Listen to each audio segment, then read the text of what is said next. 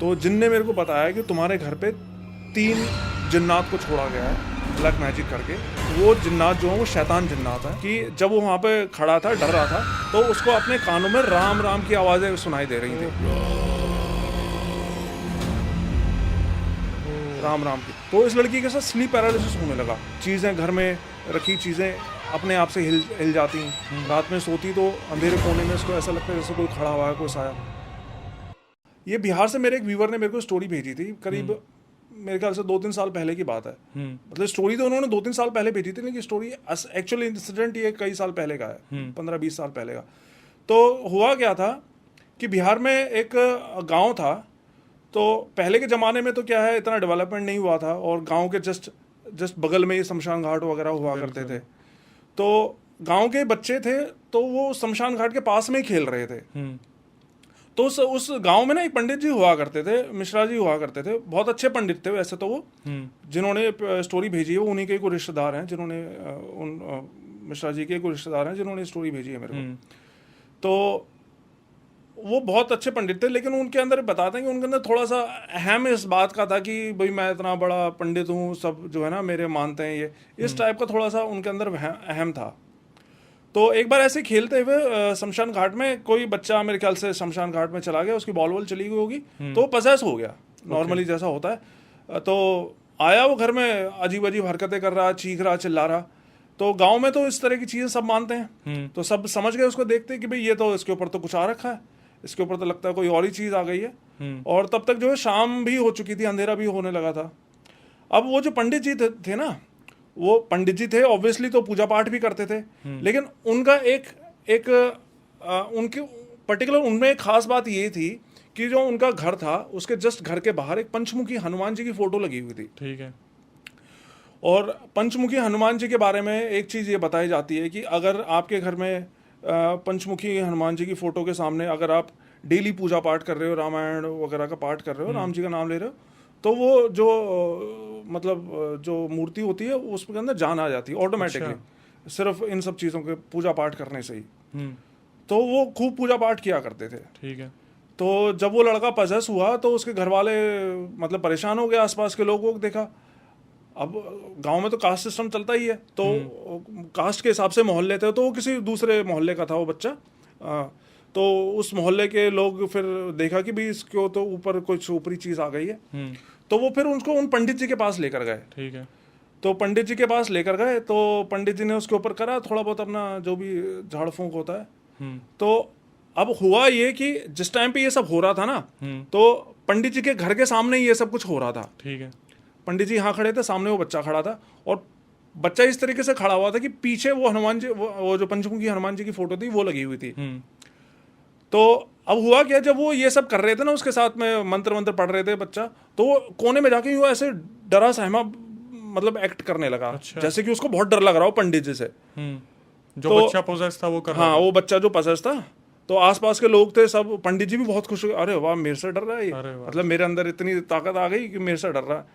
तो पंडित जी और अपना मंत्र पढ़ने लगे। फिर हुआ क्या कि पंडित जी ने नोटिस किया कि वो बच्चा डर तो रहा था, लेकिन वो डरते हुए उनकी तरफ नहीं देख रहा, वो उनके पीछे की तरफ देख रहा। तो पंडित ने बोला, अरे मूर्ख, उधर का देख रहा है, मेरी तरफ देख, कौन है तू, मतलब जो भी करते हैं, कहाँ से आया, क्यों परेशान कर रहा है। तब उस बच्चे ने बोला कि अरे बेवकूफ, मैं तेरे से नहीं डर रहा हूँ, तेरे पीछे जो खड़ा हुआ है मैं उससे डर रहा हूँ। अच्छा। तो पंडित जी ने सोचा, अरे मेरे पीछे कौन आ गया ऐसा जिसके डर रहा है। तो पंडित ने पलट के देखा, तो पलट के वो पीछे पंचमुखी हनुमान जी की तस्वीर। तब पंडित जी को समझ आया कि अच्छा, तो ये मेरे से नहीं डर रहा है, ये पंचमुखी हनुमान जी की जो मूर्ति है। और पंचमुखी हनुमान जी के बारे में तो ये भी कहा जाता है कि सिर्फ उनके दर्शन मात्र से ही जो है ना इंसान की मुक्ति हो जाती है, किसी भी प्रेत आत्मा की, उसको कुछ करना ही नहीं पड़ता, मतलब बताया जाता है, I am not really sure. तो क्या रहा भाई फिर उस बच्चे का? बच्चा वो ठीक हो गया। और एक्चुअली हुआ क्या था, जब ये सब हो रहा था उस टाइम तो नहीं, बाद में ठीक होने के बाद में उस बच्चे ने बताया कि जब वो वहाँ पे खड़ा था, डर रहा था, तो उसको अपने कानों में राम राम की आवाज़ें सुनाई दे रही थी, राम राम की। और उस वजह से उसको ऐसा डर लग रहा था कि जैसे कि कोई उसको जो है ना बहुत मतलब डरा रहा है, मारने के लिए आ रहा है। फिर एकदम से सब कुछ उसके सामने लाइट आई और सब कुछ शांत हो गया, बेहोश हो गया वहाँ पे। उसके बाद फिर उसकी जो पोजीशन थी वो उतर गई। मतलब ये मानने वाली बात है कि हनुमान जी का जो ये रूप है पंचमुखी वाला, मतलब इसे देखकर अच्छों की रूह कांप जाए, प्रेत आत्माओं की। हाँ बिल्कुल। और मैं सच बताऊं, ये फर्स्ट टाइम था जब मेरे को भी हाँ पंचमुखी हनुमान जी की इतनी शक्ति के बारे में पता चला था। सुनते तो हैं ही हम, लेकिन ये पहली स्टोरी थी जब मुझे पता चला था कि भाई पंचमुखी हनुमान की इतनी ताकत हो सकती है। और ये कहाँ पे हुआ था भाई सब ये कुछ? बिहार में, बिहार का कोई गांव था, अब मेरे को एग्जैक्टली याद नहीं, काफी टाइम पहले की स्टोरी। भाई आपको लगता है कि बिहार में ज्यादातर ये चीजें बहुत ज्यादा होती है, मतलब ऐसा कुछ? रिलीजन से रिलेटेड एक्टिविटीज ज्यादा होंगी, वहीं पर ये सब चीजें भी होंगी। जैसे अमेरिका है, अमेरिका में ब्लैक मैजिक नहीं होता क्योंकि वहां पर ये सब चीजें नहीं करी जाती ना। पोजेशन तो वहां पे भी होती होंगी, लेकिन कुछ चीजें ऐसी होती हैं जो कि कल्चर से रिलेटेड होती हैं। जैसे ब्रह्म राक्षस होता है, वो हिंदू धर्म में से ही हो सकता है। जिन वगैरह होते हैं वो मुस्लिम कल्चर में ही हो सकते हैं। उसी तरह कुछ चीजें होती हैं जो कि मेरे ख्याल से सिर्फ कल्चर से रिलेटेड होती हैं। जैसे अमेरिका में बोलते हैं कि विच क्राफ्ट होता है बहुत ज्यादा। हाँ, विच क्राफ्ट, वही जादू टोने को ही बोलते हैं वहाँ पे। हाँ, लेकिन वहाँ पे उनके अलग तरह के जो है पोजेशंस होती हैं, डीमन पोजेशंस होती हैं, क्योंकि क्रिश्चियन कल्चर में, क्रिश्चियनिटी में जो है डीमंस का वो है कॉन्सेप्ट है वहाँ पे ब्रह्म राक्षस जिन वगैरह का कॉन्सेप्ट नहीं है। तो आपको लगता है भाई जैसे इंडिया में इतना जिन का प्रकोप है, अमेरिका में भी ऐसा होता होगा पोजेशन, या इंडिया से भी ज्यादा होता होगा वहाँ? तो नहीं, देखो, जिन एक तरह से आप उनको मुसलमान ही मान लो। जिन मुसलमान ही होते हैं, वो मस्जिदों में जाते हैं और क्या बोलते हैं, नमाज वगैरह पढ़ते हैं।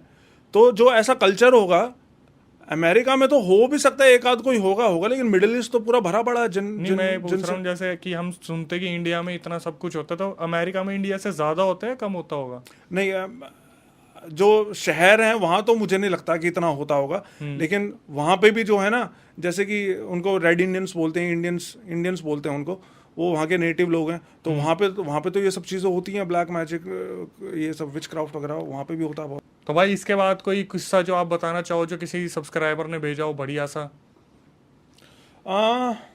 वैसे तो बहुत सारी स्टोरीज हैं सुनाने को, लेकिन चलो मैं आपको एक ब्लैक मैजिक की स्टोरी सुनाता हूँ, जो अभी रिसेंटली कुछ ही दिन पहले जो है मेरी एक व्यूवर है बांग्लादेश से, नादिया, उन्होंने भेजी थी।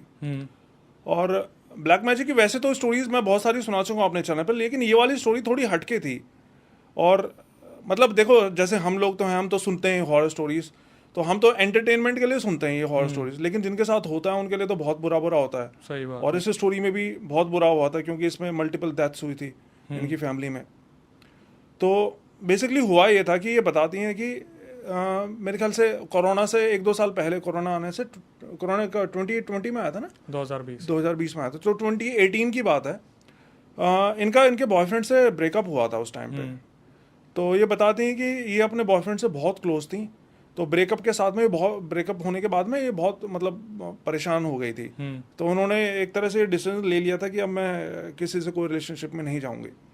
लेकिन फिर हुआ क्या, इनके ब्रेकअप के हफ्ता 10 दिन बाद में, साथ ही इनको ये उम्मीद थी कि हो सकता है इनका बॉयफ्रेंड वापस आ जाए, है ना। लेकिन ये बताती हैं वो बहुत अब्यूजिव था, उनके साथ बहुत बुरा बर्ताव करता था। लेकिन फिर भी एक उम्मीद थी इनको कि शायद वो वापस आ जाए। तो हुआ क्या कि ब्रेकअप के हफ्ता 10 दिन बाद में इनको फेसबुक पे एक मैसेज आया किसी लड़के का। अच्छा। इन्होंने भी, तो मैसेज आया किसी अननोन आईडी से, ये जानती नहीं थी कि भाई कौन है वो लड़का। तो सबसे पहले जो इनके दिमाग में बात आई कि इनको लगा कि शायद वही लड़का होगा जो मेरा मतलब एक्स बॉयफ्रेंड है, वही होगा, शायद किसी दूसरी आईडी से मुझसे बात करने की कोशिश कर रहा होगा। तो इन्होंने भी उससे बात करना स्टार्ट कर दिया, और बात करते करते इनकी काफ़ी बातें होने लगी। लेकिन फिर कुछ दिनों बाद इनको ये रियलाइज़ हुआ कि ये वो बॉयफ्रेंड नहीं है इनका, कि ये कोई और ही लड़का है। लेकिन तब तक इनकी अच्छी फ्रेंडशिप हो गई थी, तो ये रेगुलरली आगे बात भी करते रहे, और कुछ ही दिनों बाद, महीने 2 महीने बाद, इनकी काफ़ी अच्छी फ्रेंडशिप हो गई। इन्होंने मिलना भी स्टार्ट कर दिया था। और उस लड़के ने स्टार्टिंग में इनको मैसेज भेजा था बंगाली में, आमी ए के बोरो ऐसा कुछ था, कि भाई मैं बहुत अकेला हूँ।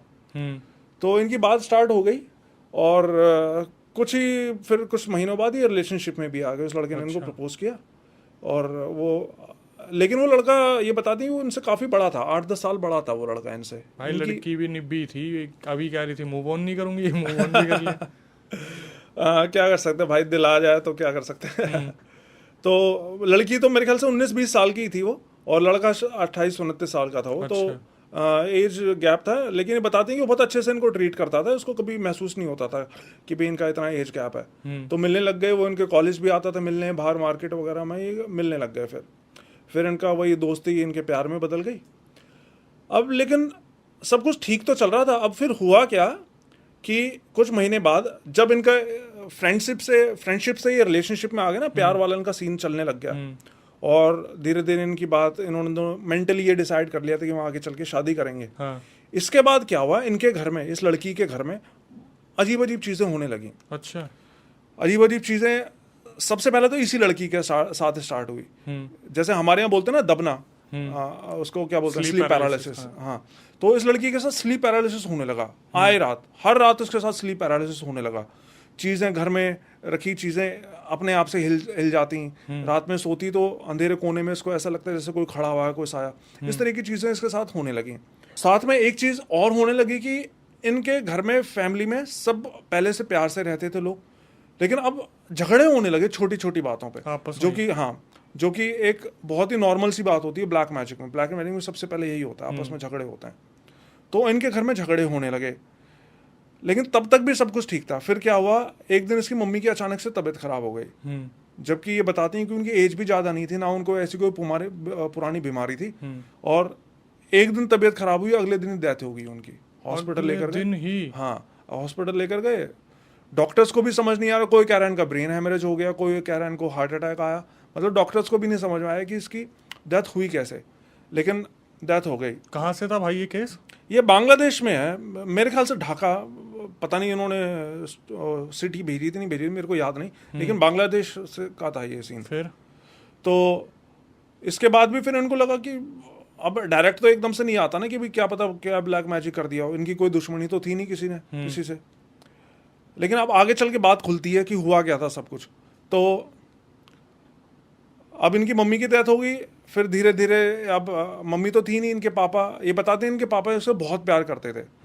साथ ही ये काफ़ी रिच फैमिली से भी बिलोंग करती हैं, अपनी सिटी की बहुत इन्फ्लुएंशियल फैमिली है इनकी, तो पैसों की भी कोई कमी नहीं थी। लेकिन इसके पापा इसके साथ ऐसा सुलूक करने लगे जैसे भिखारी के साथ सुलूक करते हैं ना। हाँ। जैसे कि अनजान ही हो कोई, मतलब ना ठीक से बात करना, ना उनको कुछ पैसे वैसे देना, इस व्यवहार बदल गया। हाँ बिल्कुल ही चेंज हो गया, 180 डिग्री मतलब चेंज हो गया उसका। तो अब यहाँ तक भी सब कुछ ठीक था।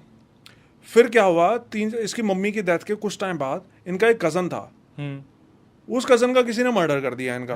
वो कज़न इसके काफ़ी क्लोज था, मतलब बहुत अच्छे दोस्त थे, आपस में अच्छी बातें होती थी। तो अचानक उसका भी किसी ने मर्डर कर दिया। तो अब इनको ये तो समझ आ रहा था कि यार ये पता नहीं क्या चल रहा है, मतलब इस लड़की को ये तो पता चल रहा था कि कुछ ना कुछ तो गड़बड़ हो रही है, लेकिन ये किसी से डिस्कस भी नहीं कर सकती थी, क्योंकि पापा के साथ इसका रिलेशनशिप बिगड़ता जा रहा था और ये सब चीज़ें हो रही थी। लेकिन ये उस लड़के को बताती थी ये सब चीज़ें। तो ये बताती हैं कि इस पूरे टाइम में किसी और ने तो साथ नहीं दिया, लेकिन उस लड़के ने ज़रूर साथ दिया था, जिससे इनका रिलेशनशिप बना था। अब हुआ ये, फिर कुछ टाइम बाद कोरोना आ गया था, और कोरोना में बताते हैं इनकी हालत और भी ज़्यादा ख़राब होने लगी। वो जो चीज़ें दिखाई देने लगी थी वो और ज़्यादा होने लगी। रात में सोते के साथ ही इनको जो है ना स्लीप पैरालिसिस होता, कभी कुछ सपने आते, कभी कुछ सपने आते, वही टिपिकल ब्लैक मैजिक वाले केसेस। तो ये 2018 से चल के 20 तक आ गया था। हाँ।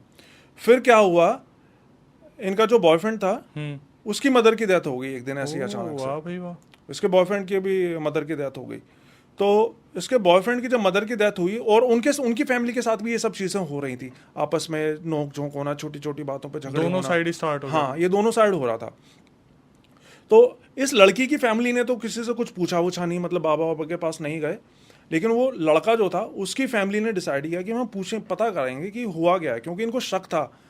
वो शक क्यों था वो भी मैं बताऊंगा आगे। तो इनको शक था कि इनके ऊपर किसी ने कुछ करवा रखा है। तो ये एक इनके इलाके का कोई बहुत मुस्लिम लड़की है जिसने स्टोरी भेजी है। तो इनके इलाके का एक बहुत ही कोई बड़े मौलवी थे, तो ये उनके पास में गए। तो उन मौलवी ने इनसे सिर्फ जो है वो पूछा, इनका नाम, इनके पिता का नाम, उनका एड्रेस, ये सब चीज़ें पूछी इनसे। भाई लड़की वाले पूछने गए? ना, लड़के वाले पूछने गए थे। किससे? लड़का गया, और लड़के की फैमिली से 1-2 लोग गए होंगे एक मौलवी के पास में। जैसे मस्जिद में हमारे यहाँ पंडित जी होते हैं ना, बाबा होते हैं, तांत्रिक वगैरह, इनके यहाँ मौलवी वगैरह होते हैं। तो उनके यहाँ पे पूछने गए, तो मौलवी ने इनसे पूछा कि आप अपना नाम बताओ और क्या बोलते हैं एड्रेस वगैरह बताओ। तो इसने बता दिया। फिर अगले दिन उन्होंने बोला कि ठीक है, मैं आज पता करता हूँ क्या परेशानी तुम्हारे साथ, तुम कल आना।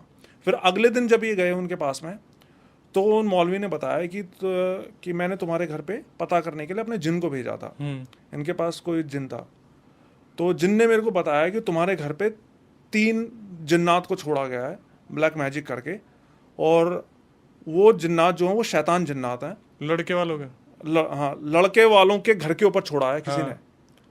लड़के वाले गए थे ना मौलवी के पास में, हाँ, तो लड़के वालों को बता रहे हैं मौलवी कि तुम्हारे घर के ऊपर किसी ने जिन्नात को छोड़ा गया है। 3 शैतानी जिन्नात। हाँ, 3 शैतान जिन्नात को छोड़ा है, और उनको छोड़ा सिर्फ इसलिए गया है कि वो तुमको बहुत ही तड़पा के जो है तुम्हारी जिंदगी बिल्कुल खराब कर दें और आखिर में तुमको मार दें। इस चीज के लिए तुमको उसको छोड़ा गया है। तो साथ ही साथ उस लड़के ने ना उस लड़की के बारे में भी उनसे मतलब लड़की का भी नाम और उसके पिता का नाम उनको बताया था, लेकिन ये नहीं बताया कि इनका आपस में रिलेशनशिप है। तो मौलवी ने खुद ही इनको बता दिया कि जो लड़की तुम उससे प्यार करते हो और आने वाले टाइम में तुम्हारी बीवी बनने वाली है। तो उसने लड़के ने बोला हाँ बिल्कुल सच बात बता रहे हैं आप। तो भाई मौलवी से क्या बोल के पूछा था? यही भी हमारे साथ ये सब चीजें हो रही हैं, आप बताओ कि नहीं, लड़की के बारे में क्या बोल के पूछा था कि ये मेरी दोस्त है, इसके बारे में पूछा? लड़की के बारे में उसने मेरे को ऐसा क्लियर नहीं करा। मेरे ख्याल से उसकी भी अपनी कुछ बाउंडेशंस रही होंगी लड़की की स्टोरी भेजने की, क्योंकि लड़की ने भेजी है तो बहुत सारी चीजें हो सकता है वो खुल के ना भी बता पाई। सही बात है ना। लेकिन उसने बस इतना ही बताया कि लड़की ने जो भेजा बताया सिर्फ इतना बताया कि भाई लड़के ने उसके बारे में भी पूछा, है ना। ठीक है, फिर मौलवी ने बताया कि ये जो शैतान 3 जिन्नात शैतान है ना, ये बहुत ही ताकतवर हैं। इनको दूर तो करा जा सकता है, लेकिन इसको दूर करने में बहुत ही रिस्क है। अगर हमसे कोई चूक हुई तो वो तुम्हारा तो नुकसान करेंगे, साथ में वो मेरा भी बहुत नुकसान कर सकते हैं। लेकिन फिर भी मैं कोशिश करूंगा, जितना मेरे से हो सकेगा मैं करूंगा। फिर उन्होंने क्या किया, इनको एक वो क्या बोलते हैं, इस लड़के को और उस लड़की को दोनों के लिए 2 अलग अलग तावीज़ दिए। वैसे भाई लड़की के बारे में कुछ बताया था कि इनके घर में भी कोई दिक्कत विक्कत? नहीं, कुछ नहीं बताया। नहीं, वो अभी खुलेगा आगे कि उसके साथ भी क्यों हो रही थी प्रॉब्लम। तो दोनों के लिए 2 वो दिए उन्होंने, तावीज़ दिए, और पानी में दम मार के, दम मतलब फूंक मारते हैं ना, पढ़ते हैं कलमे वलमे, वो पढ़ के फूंक मार के वो देते हैं।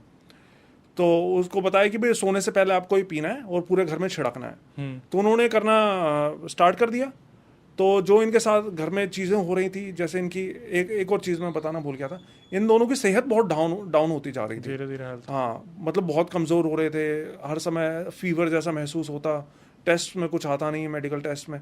तो ये सब चीज़ें इनके साथ में हो रही थी। तो महीना 1.5 महीना इन्होंने ये किया, तो ये सब चीज़ें इनकी ठीक होने लग गई। जैसे लड़की को वो होता था स्लीप पैरालिसिस, वो होना बंद हो गया, चीज़ें दिखाई देती थी रात में, वो दिखाई देनी बंद हो गई। सेहत भी धीरे धीरे इनकी जो है ठीक होने लग गई।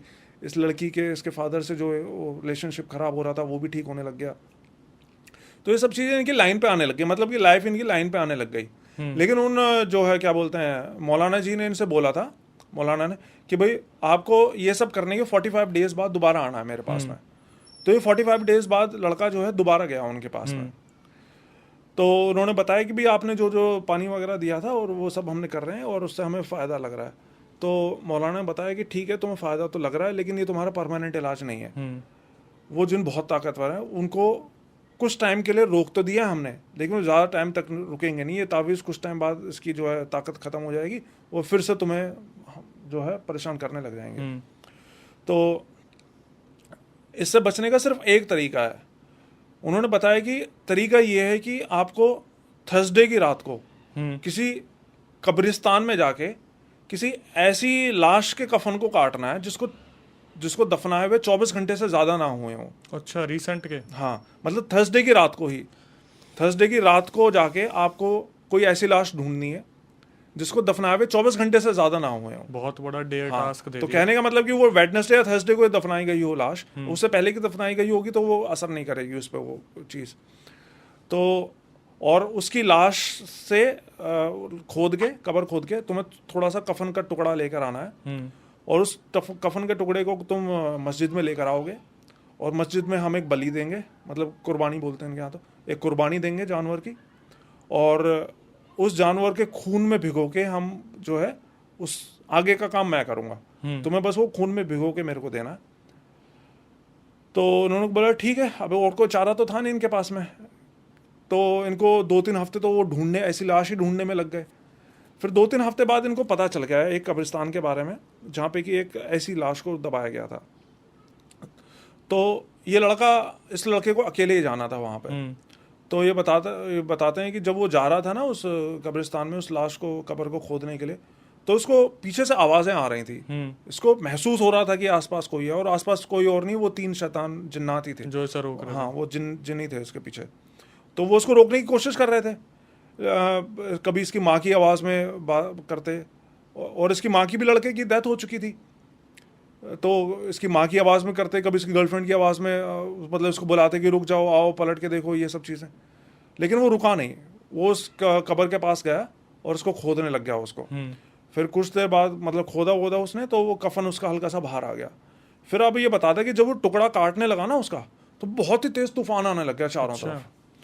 मतलब मूसलाधार बारिश जिसे बोलते हैं ना, उस टाइप से आने लग गया चारों तरफ। लेकिन फिर इसके वो जो थे, क्या मौलाना थे, उन्होंने बोला था इसको कि मेरे जिन भी तुम्हारी जो है मतलब रक्षा करेंगे इस चीज़ में, और ऐसा कुछ हो तो तुम वो पढ़ने लग जाना है। इनका वो क्या बोलते हैं, एक आयत होती है, कुरान की आयत होती है, याद नहीं आ रहा मेरे को क्या आयत होती है, मतलब वो इसी इन सब चीज़ों के लिए होती है। तो वो उसने वो पढ़ना स्टार्ट करा, तो वो सब चीज़ें फिर धीरे धीरे शांत हो गई, तूफान शांत हुआ। फिर उसने वो टुकड़ा काटा, और रात के 3 बजे उसको वो टुकड़ा काटना था। अच्छा, हाँ, ये चीज़ मैं बताना भूल गया। तो रात के 3 बजे उसको वो टुकड़ा काटना था, और सुबह इनकी नमाज होती है ना मुसलमानों में, 5 बजे होती है शायद। तो 5 बजे की नमाज से पहले इनको वो सारा कुछ काम ख़त्म करना था। अच्छा, जो भी उन जिन्नात को पकड़ने का जो काम था। तो इसने जल्दी से टुकड़ा काटा और फिर मस्जिद में आया। तो मस्जिद के बाहर वो मौलाना पहले से ही वेट कर रहे थे इसका, अपना उस जानवर को पकड़ के। फिर उन्होंने उसको कुर्बानी दी, और उसका जो खून था उसमें उसको भिगो के अंदर आए मस्जिद में। फिर मस्जिद में आके इन्होंने अपना कुछ करा होगा, जो भी कुछ इनको करना था। फिर उन्होंने उसको ना एक शीशी में डाला, उसको, उस टुकड़े को, खून में भीगे हुए टुकड़े को, कफन के टुकड़े को, और अपने जिन को दे दिया कि इसको कहीं दूर जंगल में जाके उसको जमीन के नीचे दबा दे। मतलब वो जो 3 जिन थे वो उसके टुकड़े के साथ में ही उन्होंने बंद कर दिया उस शीशे बांध दिया था, उनको बांध दिया। और वो जाके अपने जिन को दे दिया कि इनको जाके दफना के आओ। फिर उनके जिन ने जाके उसको दफना दिया जंगल में जाके, ज़मीन के नीचे, जिससे कि कोई उसको खोद ना सके, किसी के हाथ में ना पड़े वो, नहीं तो फिर से क्या छूट जाते। फिर वो बाहर आए इसको करके, ये सब करके। जब वो बाहर आए तो मस्जिद के बाहर जहाँ पे इन्होंने वो काटा था, उसको कुर्बानी दी थी, देखा वहाँ पे कोई भी खून नहीं था, कुछ भी नहीं था, सब कुछ सपाट, मतलब एक खून का वो बूंद तक नहीं थी वहाँ पे, सब कुछ साफ हो चुका था। तो तब जाके इनको तसल्ली हुई, तब जाके मौलाना ने इनको बोला कि अब सब कुछ ठीक हो चुका है, और वो जो 3 शैतान जिन्नात थे उनको हमने काबू कर लिया है। लेकिन अब असली बात आती है कि सब हुआ क्यों था। सही बात है, मैं अभी इसी चीज़ का वेट कर रहा हूँ। तो हुआ ये था कि इस बाद में बात पता चली थी कि इस लड़के की ना पहले शादी हो रखी थी। अच्छा, हाँ, और ये बताता कि इसकी जो शादी हुई, इसको खुद नहीं पता कि वो शादी इसकी हो कैसे गई। किसी लड़की से इसके मतलब बात हुई थी इसकी किसी से, लेकिन शादी का इसको याद नहीं है। इसको ऐसा लगता है, बताता है कि मेरे को ऐसा लगा जैसे मैं अपने कंट्रोल में ना हूँ। जब इनका निकाह हो रहा था, निकाह नामा होता है ना, जैसे हमारे यहाँ फेरे होते हैं, इनका निकाह होता, तो इसको पता ही नहीं कि ये अपने होश में ही नहीं था। मतलब कि ये under the influence of black magic था उस टाइम पे। वो जो लड़की थी उसको ये लगता था कि ये लोग बहुत पैसे वाले हैं, बहुत ही अमीर लोग हैं, तो इस वजह से उसने कुछ ऐसा इनके ऊपर करवा दिया था कि ये उससे शादी कर सके। लेकिन शादी के बाद में इस लड़की को पता चला कि ये तो इतने पैसे वाले नहीं है, तो वो इनके साथ बहुत बुरा बर्ताव करने लगी। इसकी माँ को सारा काम इसकी माँ से करवाती। अगर वो बाई चांस इसकी माँ, लड़के की माँ, किसी चीज़ के लिए मना करती तो बाहर गली में जाके जो है ना गालियाँ देने लगती हैं सबको, बहुत बुरी तरह ये सब कर। और ये चीज़ उस लड़के ने बताई नहीं थी इसको पहले, लड़की को। लेकिन फिर कुछ टाइम बाद जो है वो लड़की खुद ही छोड़ के चली गई इनको। अब और ये उसी लड़की ने इनके ऊपर करवाया था। अच्छा, लड़के के ऊपर, और उस लड़की के ऊपर जो उसकी दूसरी बाद में गर्लफ्रेंड बनी थी, उसके ऊपर ये इसलिए आया था क्योंकि वो लड़की एक तरह से इसकी बीवी बन चुकी थी, बनना चाह रही थी और बन रही थी। मतलब आगे चल के वो बनती इसकी बीवी, तो एक तरह से इससे जुड़ चुकी थी। तो उस जिन्नात को भेजा ही इसलिए गया था कि इनके जो भी क्लोज हैं उन सब के ज़िंदगी हराम कर देना, परेशान करना मेंटली, ये सब चीज़ें।